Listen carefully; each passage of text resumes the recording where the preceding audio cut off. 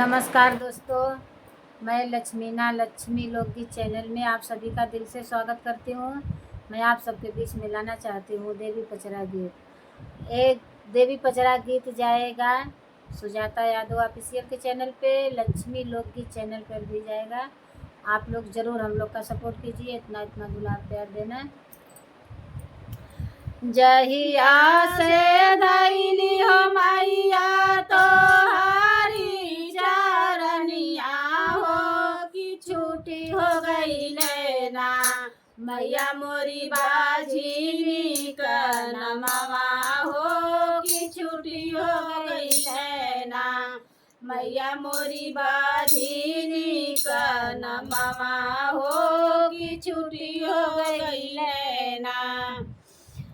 सोनावा के लोटवा हो मैया धोई बचारनिया हो बेटुआ से अपने ना, मैया मोरी चरना पोछवई बे हो बेटुआ से अपने ना। सोनावा के लोटवा हो मैया धोई बचारनिया हो बेटुआ से अपने ना, मैया मोर पोछवाई बेचारनिया हो बेटुआ से अपने ना। जहिया से धैली हो मैया तो हरी चारनिया हो कि छुट्टी हो गई नैना, मैया मोरी बाझी का नमवा हो कि छुट्टी हो गई नैना, मैया मोरी बाझी का नमवा हो कि छुट्टी हो गई नैना। लवंग कपूरवा धरिया लवंगिया हो मैया भोगावा लगई बे हो बलमुआ से अपने ना, मैया मोरी पाठ करवई बे हो बलमुआ से अपने ना।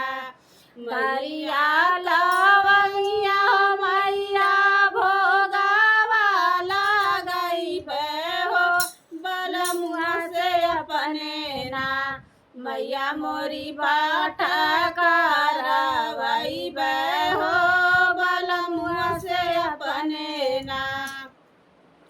जहिया से धैली हो मैया तो हरी चारनिया हो कि छुट्टी हो गई नैना, मैया मोरी बाझी का नमवा हो कि छुट्टी हो गई नैना, मैया मोरी बाझी का नमवा हो कि छुट्टी हो गई नैना।